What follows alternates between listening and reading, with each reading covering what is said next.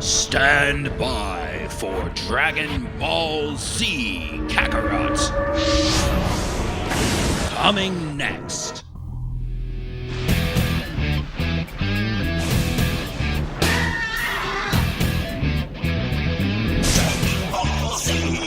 The Dragon Ball Z series has had a lot of video game adaptations.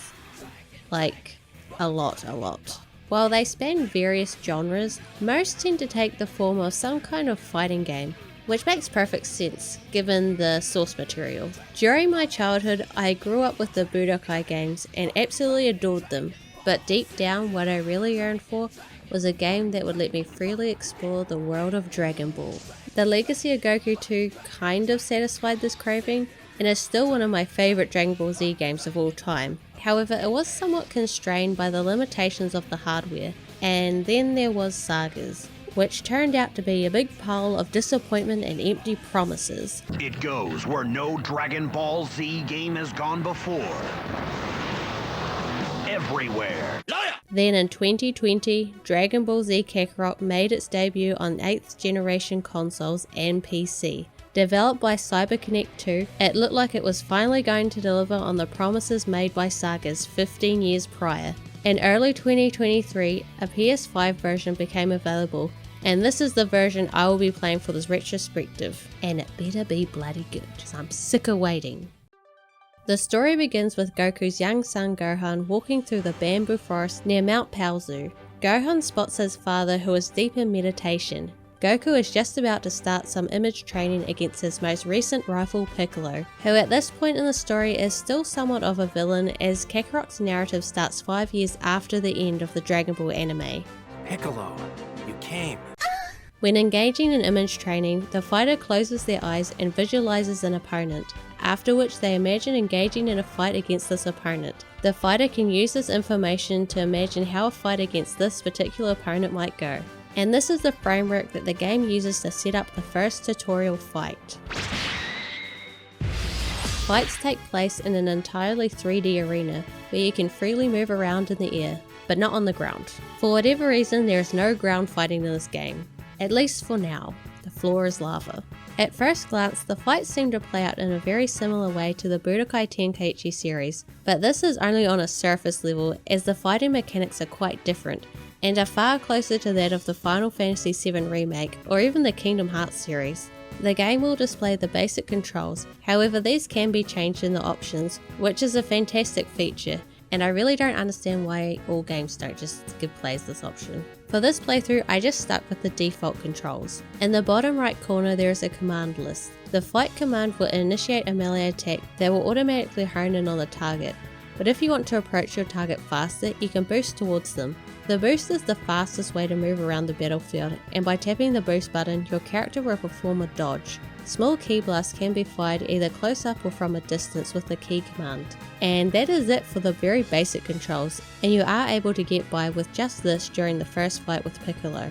But of course you are free to do a bit more experimentation during the fight, as one aspect that I really love about this fighting system is that the fights are really well paced, for the most part anyway, but we'll get into that later. Most fights will give you enough time to actually play around with the character's abilities and learn your opponent's movements without them dragging out for too long, for the most part. Goku finishes off the image training with the iconic Kamehameha.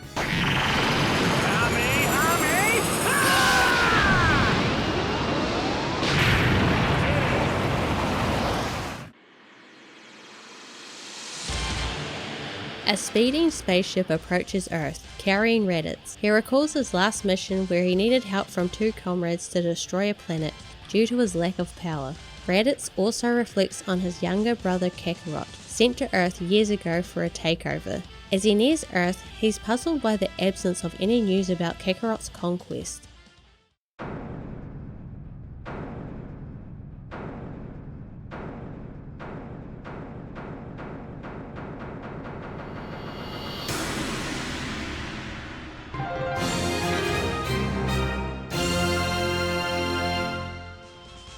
I love the little preview that the game plays at the beginning of each saga. It presents itself very much like an episode of the anime, along with the title card at the start of each chapter. Attack of the Saiyans. Now you may be wondering whether or not the game follows the manga more or the anime. Well, it's a pretty even mix of both, with a little bit of original content. But I guess I would say it leans more towards the anime, since this opening is actually based on the anime's first episode of Dragon Ball Z, which is quite different from the manga. In the manga, it starts with Raditz arriving on Earth and his first confrontation with Piccolo, whereas in the anime, it starts with the introduction of Gohan. It wasn't until years later when I read the manga for the first time that I realized that the charming opening scenes of Dragon Ball Z anime is actually filler. It just goes to show that not all filler is bad. Just the majority of it. During this little slice of life sequence, we will be collecting some apples and catching some fish with Gohan. In this game there are two main control modes you'll be in, the battle mode and then there is the field mode. While out in the field, the controls are a bit different and you're able to actually walk on the ground. How novel. The characters are able to run crazy fast in this game. Now in this area it seems to be a bit much, but it works a lot better and makes a lot more sense when the game begins to open up. You can find a variety of items while in the field. When you get close to them, they will sort of magnetize towards you, making them really easy to collect, especially when just sweeping through an area. However, more important items will need to be manually picked up, so you still need to keep an eye out while exploring, as the best items aren't so easily obtained. This segment with Gohan honestly does a better job than the manga and the anime at conveying Goku and Gohan's relationship. It's so cute watching Goku interact with his son, and it does a great job in convincing you that these two characters care and love each other, which helps to elevate the next few chapters, as we don't just have to assume that Goku cares about his son.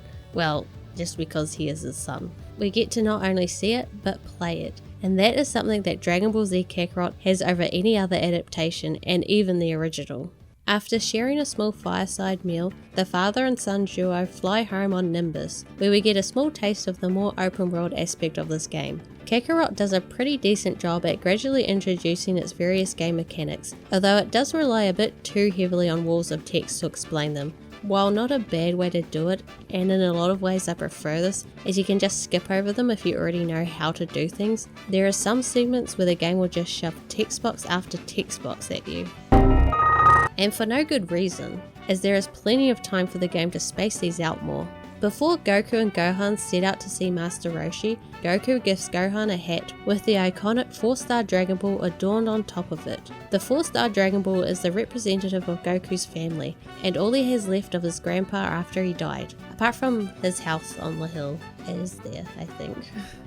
It's still there, right? The game has a brief cutscene introducing the Dragon Balls and their function to those who are unfamiliar with the concept. As a fan, it is too often that I take for granted that I already know all of this lore. Even though Kakarot does start at the beginning of Dragon Ball Z, the beginning of Z, in reality, is actually the middle of the Dragon Ball story, so it is very likely that a newcomer will not really know what a Dragon Ball is. So the game decides to front load the information with a little bit of narration.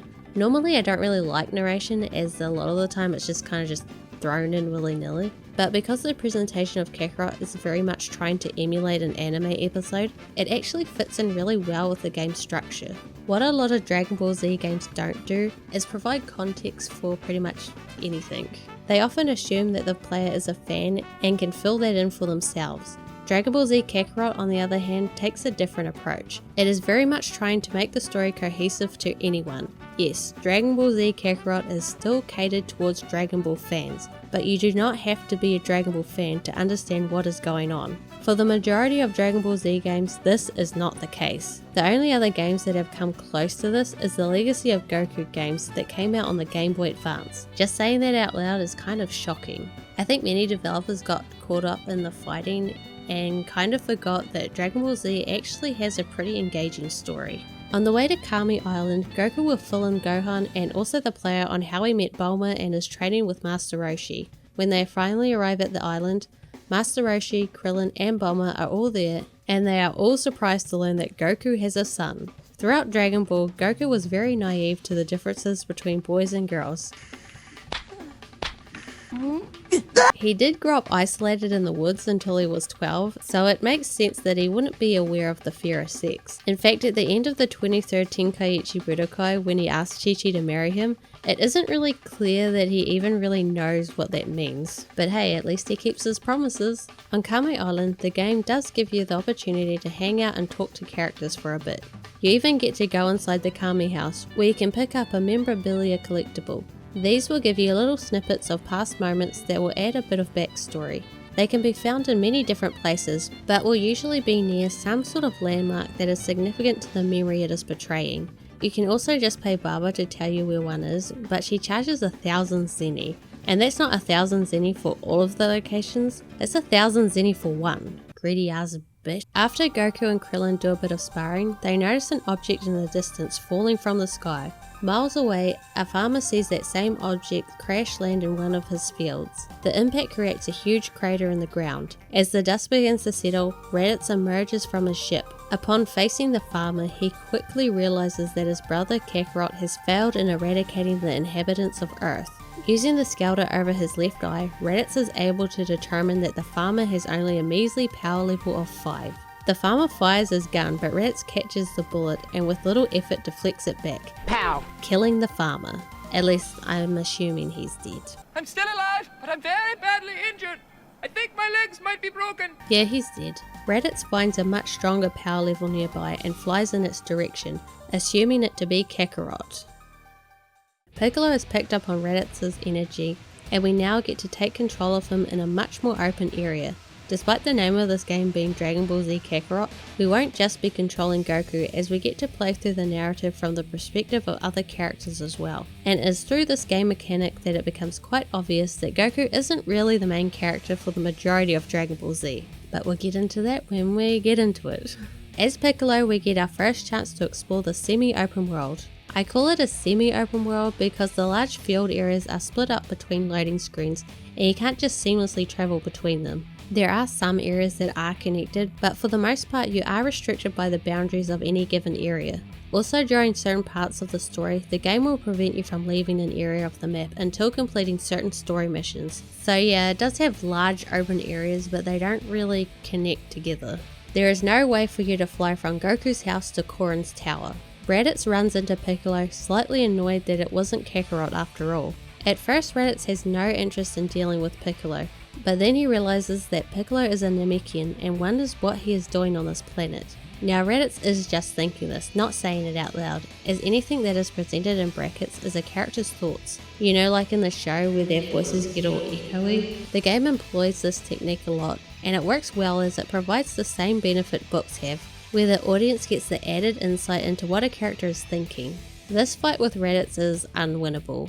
No matter how well you do, the fight will always cut off when Raditz's health is lowered to around half. The game does this a lot, and honestly I much prefer the fights remaining unfinished than having you win the fight during gameplay, but be shown losing it in the cutscene. It always feels cheap when a game does that. In the middle of their fight, Raditz's scouter picks up another power level and he just leaves.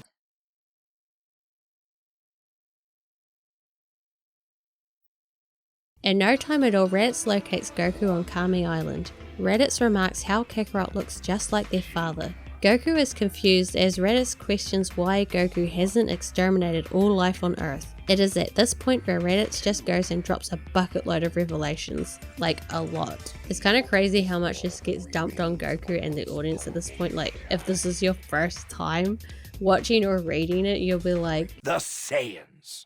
What the hell is even that? Goku learns that he's not a native of Earth but a Saiyan, a warrior race known for their ruthless conquests. Goku's true name is Kakarot, and he's told that he was sent to Earth as an infant with the mission to conquer it. Goku isn't having a bar of it and refuses to believe any of it, and also refuses to help his brother.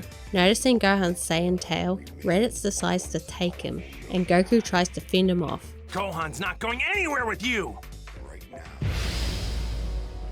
When under attack, you are able to perform a guard. Even if you're already taking damage from an attack, you can start guarding right away and take much less damage. This further distances this game from being a strict fighting game, as the guard system doesn't really require the right timing. Of course the guard is more effective if you can predict an attack coming, but is not required for the guard to work.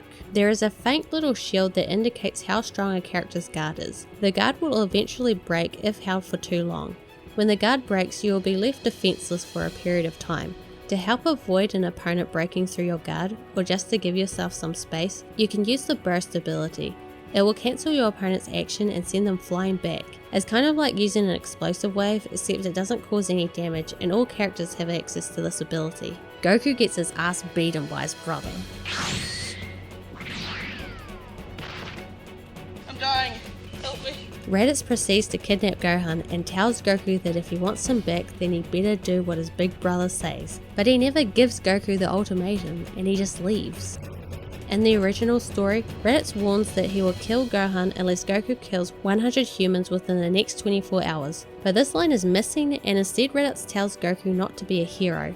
So the ultimatum is for him not to come and save his son. But then why did Raditz take Gohan at all? Raditz wants Goku to help him destroy Earth and join the other two Saiyans in conquering and selling other planets. Taking Gohan doesn't really help him achieve any of this. It's crazy how missing out one line of dialogue makes the story make no sense. Goku is about to chase after Raditz when Piccolo appears. Having already witnessed Raditz's immense power, Piccolo proposes a temporary alliance. Goku reluctantly agrees. Bulma provides them with her Dragon Radar to track the Dragon Ball on Gohan's hat, so the pair can locate his whereabouts. Goku and Piccolo are on a mad dash to rescue Gohan. Earth's Dream Team to the rescue. Raditz has locked Gohan inside a space pod, but things get intense when Raditz's scouter picks up some unusually large power readings. One is coming from Gohan, still in the space pod, and the others are from Goku and Piccolo, who have just arrived on the scene, ready to confront the Saiyan. Super attacks are powerful combat techniques used by the characters to deal significant damage to their opponents. These attacks are a fundamental part of the game's combat system, as they allow you to use the signature abilities of characters. Super attacks encompass a wide range of techniques, each with their own unique animations and impacts. They can be both melee and ranged attacks, catering to different combat styles and strategies. To use a super attack, you must spend ki, which is the resource that characters build up during battles. Managing your character's ki acts very much like managing your mana in a Final Fantasy game. If you run out of ki, you are limited to only use the basic moves and attacks. You are able to manually charge up your ki, but it does make you open to attack, so you need to be careful when you do it. Many of the supers are well-known attacks from the Dragon Ball series, such as the Kamehameha, Gallic Gun, Masenko, and a lot more. These moves are very visually striking.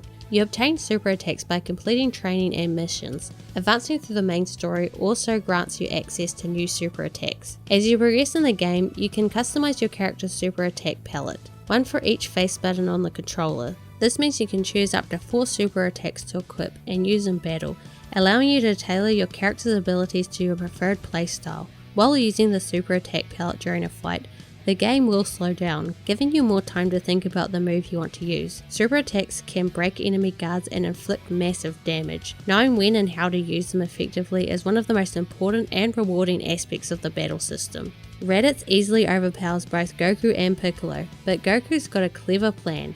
He grabs Raditz by the tail, knowing it's a weak spot for Saiyans. Raditz starts begging for mercy, and because of Goku's good nature, he unfortunately falls for it, letting go of the tail.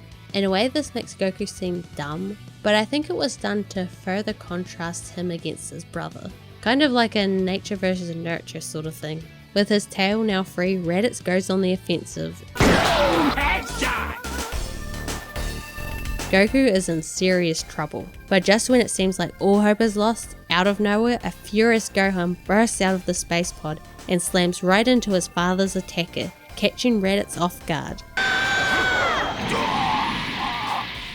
This is the first hint to the power lurking inside Gohan. Goku seizes this moment of chaos and grabs hold of Raditz again, pinning him in place. This sets the stage for Piccolo to unleash his powerful Special Beam Cannon, a move that goes right through Raditz and Goku's body, fatally injuring them both. As Raditz's life slips away, Piccolo reveals that Goku can be brought back to life with the Dragon Balls, and because Piccolo couldn't keep his mouth shut, now 2 of Raditz's Saiyan buddies heard all of this through the receiver in the space pod, and are on their way to Earth. In just 1 year, they'll arrive seeking revenge and those coveted Dragon Balls. With Goku's spirit headed to Kami, Piccolo takes Gohan under his wing, convinced that the young boy's explosive power holds the key to victory against the looming Saiyan threat. In the other world, Goku, with Kami's assistance, tries to get King Yema's permission to travel the immense 625,000 mile long Snake Way for training under King Kai. And this is done through a quiz, which acts as sort of a recap of what has happened so far, and also a bit of exposition. But it feels a bit pointless because the game already has small recaps on the loading screens, and then there is also the Z Encyclopedia that provides a lot of supplementary material. I really do not understand why they went with this quiz. I guess it was to use more of the dialogue choice system that this game also has, but it is so bare boned and it doesn't matter what you pick because they always lead to the same results. The portrayal of gods in the Dragon Ball series has always been really fun. They are much more human than you would initially expect from powerful gods. For instance, King Yema judges the dead as to whether they go to heaven or hell. Goku learns that his brother Raditz has already passed through his office and created a bit of a scene too. Of course he was sent to hell, but it is also revealed that King Yema had no trouble dealing with Raditz, meaning that in the Dragon Ball universe, the gods do have the power to stop great evils attacking Earth, but they just don't really care because that's someone else's department. And I think that's pretty funny. It also helps Goku not to seem too powerful, at least at this point in the story. If you're going to see King Kai, then go. Well, this is where we part ways. Good luck, Goku. Thanks. I'm not really sure what to expect, but I'm pumped to meet this King Kai guy. Meanwhile on Earth, Piccolo takes Gohan to a toughen up for the impending Saiyan invasion. Gohan's Crash Course in Survival. He instructs Gohan to spend 6 months surviving alone in the wasteland and then leaves. It's great that we actually get to play through this segment of the story. I played many Dragon Ball Z games and Gohan's training is almost always skipped over or just used as a setup for a tutorial. We get to wander around for a bit and he is super cute but also super lost. At this point in the game he cannot fly or fight. As Gohan learns to fend for himself, Piccolo trains separately but becomes increasingly concerned for the vulnerable child. Though the story is very linear, there are plenty of points where the game will let you freely explore around the map, and that means flying. Flying has always been a big appeal to the Dragon Ball universe for me. Right from a young kid I had always fantasized about being able to fly, and not flying like a bird or a plane, but flying like Goku. I want to fly like Goku, okay? Many Dragon Ball Z games have attempted to capture this aspect of the series through gameplay, with some being more successful than others. The Legacy of Goku kind of shat the bed with the flying, but it was a GBA game so I will cut it a little slack this time. But only this time. Sagas was utter crap, and while Budokai 3 and some of the Tenkaichi games did a good job at capturing the feel of flying like a DBZ character, their gameplay structure did limit the mechanics quite a bit. So learning that this game did feature an open world aspect, I was very hopeful that the developers were able to nail the flying. So when I finally got to fly around, my first thought is that it felt janky and I didn't really like it. When flying, you stop on a dime and it felt really weird to just instantly lose all momentum. To ascend and descend, you use the right trigger buttons instead of using the analog stick. This too took a bit to get used to. But once I did, the things that I first thought I didn't like about the flying mechanics, I actually ended up liking a lot. Using the triggers for flying frees up the analog stick for manual camera movement, which is really important when flying as it is the best way to explore the overworld. Being able to stop and start instantly really helps with collecting items and approaching explorable areas. It is really easy to drop down on the ground, grab what you need and then blast off to your next destination. Hi. One day, Gohan is chased by a dinosaur and ends up stranded atop a high rock. Unable to get down, he begins to cry. Piccolo, growing a bit worried, secretly brings Gohan some apples. Gazing at the full moon, Gohan undergoes a terrifying transformation into a giant ape, wreaking havoc across the wasteland. Dragon Ball games have always struggled with giant ape fights, and I'm happy to say that this is still the case. It's not that bad, it's just very underwhelming. You can just shoot ki blasts at him from a distance and he basically can't do anything to you. Piccolo, recalling the conversations about the moon's effect on Saiyans, takes action. He destroys the moon,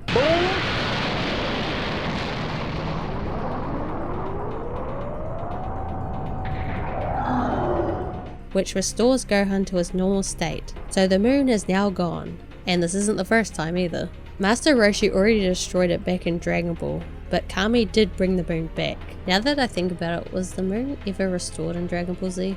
I don't remember. Piccolo provides the unconscious Gohan with new clothes and a sword before returning to his own training. When we take control of Gohan again, he is still unable to fly, and it really helps to convey how small he is. When out exploring the field, you will more often than not be flying, and it can make the world feel smaller than it actually is. But here, playing as a young Gohan, we get to see the world from his perspective, and it is huge. Gohan is craving meat. I mean, aren't we all? And he is lucky enough to run into Yajirobe. He is out here because Bulma was on his ass about Gohan being kidnapped, and wants him to keep an eye on Gohan. And he's also here for training too. Yajirobe isn't the only one out here. Many of the other Z fighters can be fought by Piccolo as part of their training with Kami. These segments are presented as side missions, or as the game calls them, sub-stories. Completing these sub-stories offers additional items and experience points. There's quite a few of these missions, and they often involve interactions with both minor and major characters from the Dragon Ball universe. Despite their name, these sub-stories generally lack intricate storytelling. The majority follow a familiar pattern. A character cries for help, you step in to fight, you win, everyone's happy. However, the real charm lies in the opportunity to engage with these characters through their unique dialogue and interactions. If you're not a diehard fan of the series, these missions won't have much appeal, as many references will fly over your head. I woke up this morning and I just hated everything. Thankfully, they are entirely optional, allowing players to choose whether or not to engage in them.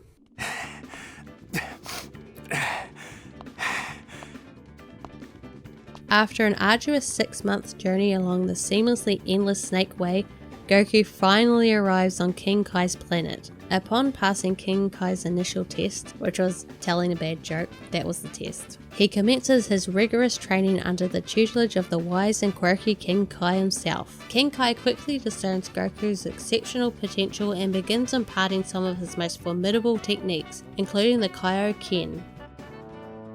Mean Green Teaching Machine. Back on Earth, Gohan's improvement becomes evident when he kills a dinosaur. Well, not really. The game's not that mean. You can't actually kill dinosaurs, you just have to hit them with ki blasts until they are knocked out and they will drop meat. Gohan embarks on some more combat training sessions with Piccolo. Although Piccolo's training regime is unforgiving, it proves remarkably effective. At times your opponent will be preparing a powerful super attack, and the game provides a helpful feature by showing the attack's trajectory. This makes evading these attacks way easier, especially when the enemy is out of view. In instances when your opponent is off screen, the game displays arrows to indicate their approximate location and their current status. If they are about to launch an attack, the arrow will be red. There is a soft lock system that the game uses to target opponents. You are able to manually switch between enemies, but a lot of the time I didn't need to, as the game actually does a really good job at predicting what enemy you want to target. Through sweat, struggle and perseverance, Gohan not only hones his combat skills but also forms a deep bond with his new mentor. This connection leads Gohan to see Piccolo in a new light, no longer viewing him as an evil figure but as a friend. Simultaneously, Piccolo begins to recognize the profound impact that Gohan has had on him, though he would never admit it. Stupid kid. While Goku's training on King Kai's planet progresses at an unexpectedly rapid pace, King Kai decides to bestow upon him his most powerful technique, the Spirit Bomb. Back on Earth, Gohan's training under Piccolo intensifies, pushing him to his limits. At this point the game introduces villainous enemies, but this is such a bad time to do it. It honestly kind of baffles me why they decided to do it here, but I'm getting a bit ahead of myself. Villainous enemies are marked by a red aura and are significantly more powerful than standard enemies, with higher health and increased damage output. Defeating villainous enemies often earns you valuable rewards such as rare items and experience points. This is all great and all, but the game makes you take on your first villainous enemy as part of the main story. At this point you'll probably only be around level 5 or so, but after that if you go out into the open world, they'll be like level 29 and up. You have absolutely no chance at beating them. You do chip damage and they one-shot you. Why there isn't any in-between levels is beyond me. I don't understand why they done it like this. Either have in-between levels or introduce it a little bit later on, because they're like, oh, here's a system that is fun. Fuck you, you can't use it. Until like 10 hours later. There are moments when Gohan contemplates giving up, but when he witnesses the dedication and growth of those around him, he strengthens his commitment to the training. The game effectively showcases Gohan's growth through gameplay. He transitions from a bewildered, aimless, wandering child to a capable warrior who can soar through the skies and fend off enemies. Gohan's introduction to the series is frequently compared to that of his father Goku. While Gohan may initially come across as timid and somewhat of a crybaby, contrasting with Goku's character, it's important to remember that Goku was around 12 years old when Dragon Ball began, whereas Gohan is only around 5 years old at this point in the story. Considering his age, Gohan's progress is actually quite impressive. Piccolo acknowledges Gohan's unwavering determination and rewards him with a martial arts uniform modelled after his own, a symbol of their close bond and recognition of Gohan's growing power. As the impending threat of the Saiyan invaders looms, Bulma and the others wish Goku back to life with the Dragon Balls. Goku, who initially underestimated the time required to return to Earth, races against the clock, sprinting as fast as he can along Snake Way to make it back in time. After Raditz's ominous warning, Earth's peace is shattered when Vegeta and Nappa, the two Saiyans he mentions, finally touch down. Battle with the dangerous duo. Upon their arrival, Nappa unleashes a devastating attack that obliterates an entire city in an instant. The Z fighters, with the exception of Goku, which will become a reoccurring theme, swiftly confront the invaders. Before an all-out battle ensues, the Saiyans send in some Cybermen to take on the Z fighters. At certain points in the main story, you will begin to travel and fight alongside other characters. These support characters are AI controlled, but you can tell them when to perform a super attack assist in battle. Afterwards, their character icon will darken and you will have to wait through a cooldown before you can use your attack again. Using a super attack assist will also fill the support gauge for that character. When a support gauge is full, you can initiate a co-op attack called a Z combo. These attacks never miss and deal a ton of damage, although sometimes it felt like they wouldn't always go off. Like the game will tell you when the attack is ready, and then I'd press the buttons and nothing would happen. Maybe I'm just missing something? They do look really cool when you do get them to work though. The first casualty is Yamcha, falling victim to the Cyberman's self-destruct. Following his sacrifice, Chaozu valiantly sacrifices himself by attaching himself to Nappa and exploding, while attempting to save Tien. Tragically, the explosion does almost nothing to Nappa. Enraged by the loss of his friend, Tien unleashes a mighty Tri-Beam, a final act that consumes his own life, but still fails to take out Nappa. Krillin pleads for Goku to come and save them. Vegeta figures that this Goku is actually Kakarot and is willing to wait 3 hours and not a second more for him to arrive. 3 hours later. As the 3-hour deadline set by Vegeta approaches, Goku still has not made it back. Just when hope appears all but lost, Piccolo and the others sense a powerful surge of ki in the distance. Vegeta, uneasy about the power level he detects on his scouter, instructs Nappa to eliminate the Z fighters immediately. Immediately? Immediately! Right now? Yes! Immediately? Yes, yes! Also within the 3 hours, Nappa has made sure to strip down to his underwear. What you saying, huh? Yeah! That's what I'm talking about! Jeez! When a character's support gauge is half full, they will automatically perform an assist. The type of assist they perform depends on the support style they use. There are 3 different types. Offensive support characters will prioritize attacking the opponent over anything else. They will chase after opponents you've knocked away and perform super attacks in coordination with your own. Defensive support characters will take action to protect you during battle, including hindering enemy attacks and blocking enemy ki blasts. Special support characters will restore your HP and ki. They also have a slight chance of chasing after enemies or hindering their attacks like offensive and defensive types. It's important to note that you can't alter a character's support style as it's predetermined. For instance, Piccolo will always remain a defensive character, while Goku will maintain his offensive role. In essence, you have tank-like characters, healers, and DPS, but these roles don't carry the same weight as in some other RPGs. The balance of roles in your team isn't as crucial, as the AI partners will rarely turn the tide of battle. One particularly effective assist move that I probably use the most is Solar Flare, as it immobilizes the enemy, granting you precious moments to set up your next move without worrying about interruptions. Alright. Playtime's over, Pipsqueak! You're dead!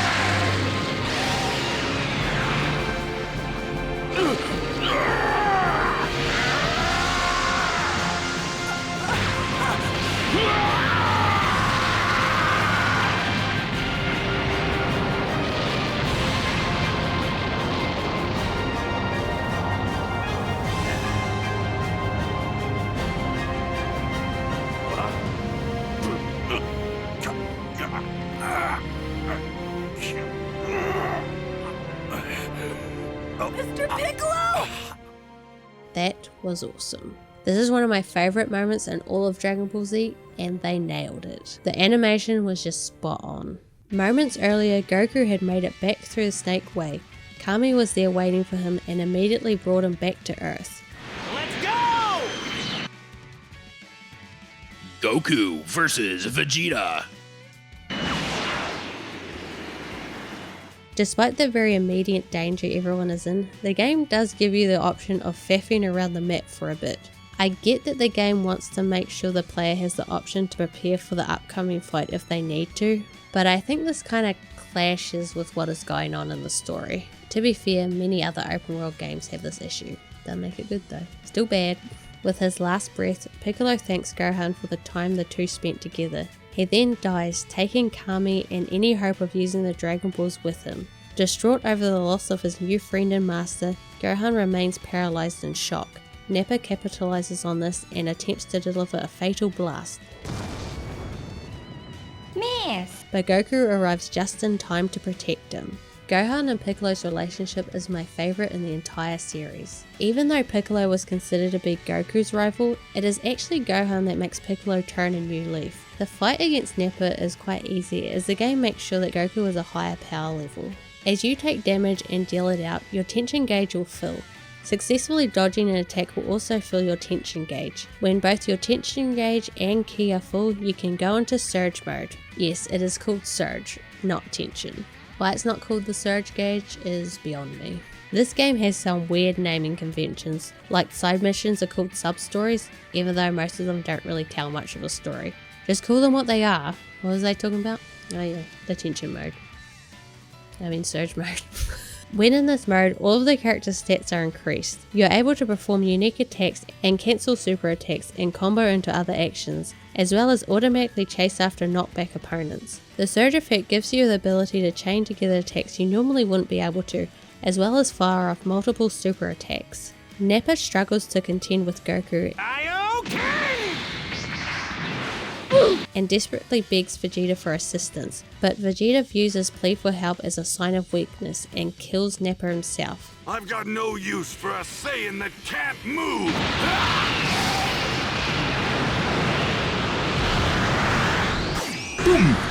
Suspecting his opponent won't be so easy to overpower, Goku commands Gohan and Krillin to get far away. The two do just that, and Goku and Vegeta begin their fight in the wasteland. As Saiyans, our worth as warriors is measured and judged at birth. Those with no potential like you are sent to inferior planets like this. Thrown away and forgotten like the garbage you are. With enough hard work and training, even garbage can surpass the elite. That's quite a sense of humor you've got. You're about to learn the hard way that effort alone isn't enough to reach my level. This is the first time in the game you will be able to use transformations. Like super attacks, transformations can be equipped to a palette that you can access during a fight. At the moment we only have the Kaioken transformations. I do not like using the Kaioken in this game. It increases your stats, but it continuously drains your health at a pretty rapid pace. So it does kind of line up to how it works in the anime and manga, putting a lot of strain on the user's body, meaning it can only be used for a very limited amount of time. but I don't think the trade-off was worth it, at least not at this point in the game. I was surprised during this fight that the game actually has beam struggles. They don't happen very often. To win the struggle, you just have to button mash. Vegeta's strength forces Goku to unleash his Kaioken technique at 3 times its power. For a Kamehameha! There's no way that you can stop my Derek gun! You and this planet are as good as space dust!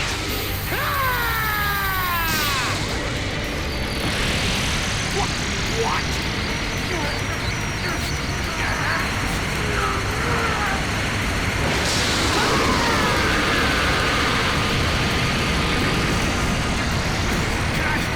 Kaioken Day 4! Impossible!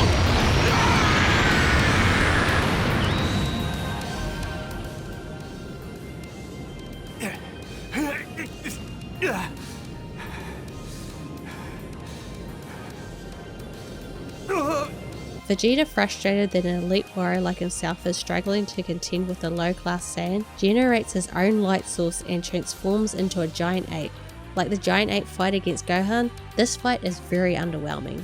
All you have to do is spam ki blasts at him. Goku realizes his only chance of victory is the Spirit Bomb, which he tries to form, but is interrupted when Great Ape Vegeta grabs him and begins crushing every bone in his body. Goku's screams of agony echo into the distance.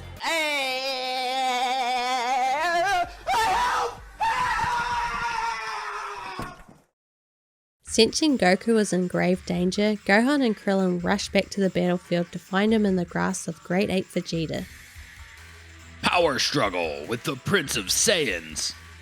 Together with Yajirobe, they are able to target his weak point, his tail. While Gohan distracts Vegeta, Yajirobe stealthily severs the Saiyan's tail, causing him to revert back to his normal form.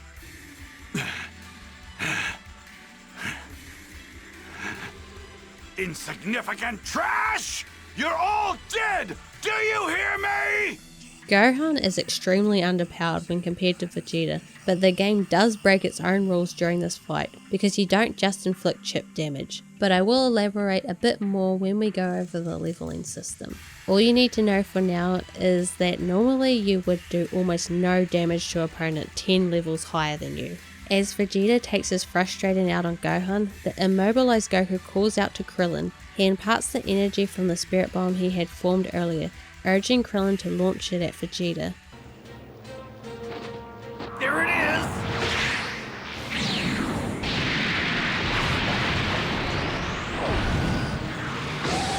Here goes nothing! Knock it back, Gohan! The ball won't hurt you if there's no evil in your heart!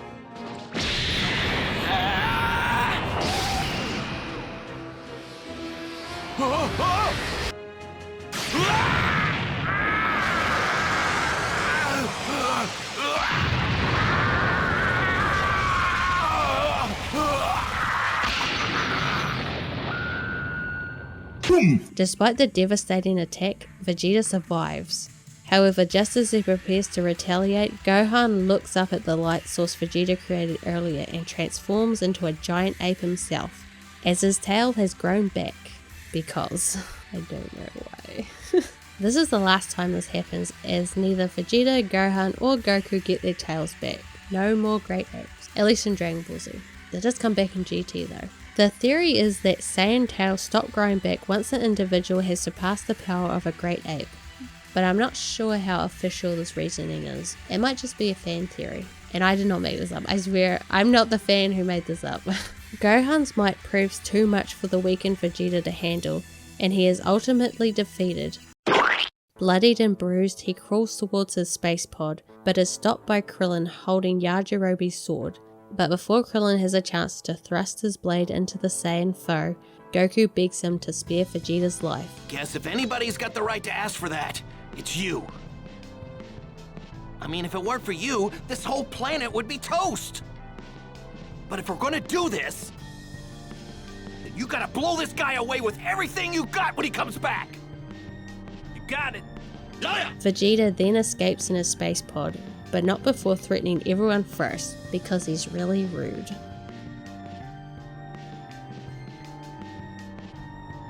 Goku, are you alright? Bulma, Yamcha, the others, they're all gone. We're the only ones left. Piccolo's gone too.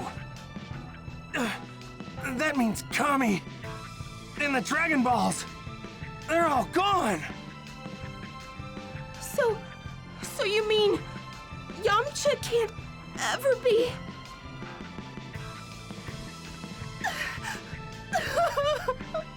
Bulma, don't cry. Actually, there might be a way for us to bring everyone who was killed back after all. What? Those Saiyans saw Piccolo and said something about him being a Namekian. They said the Namekian home planet, Planet Namek, should even have more powerful Dragon Balls.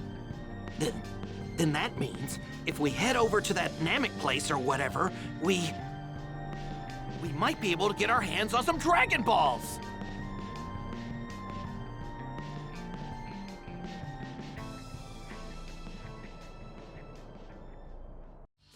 Next time on Hidden Retrospectives. Gohan will not stop saying, I think I can handle this. I think I can handle this. I think I can handle this. I think I... It is driving me nuts. Shut up. Stay tuned for the next episode on Dragon Ball Z Kakarot, the legendary Super Saiyan versus the evil Emperor Frieza.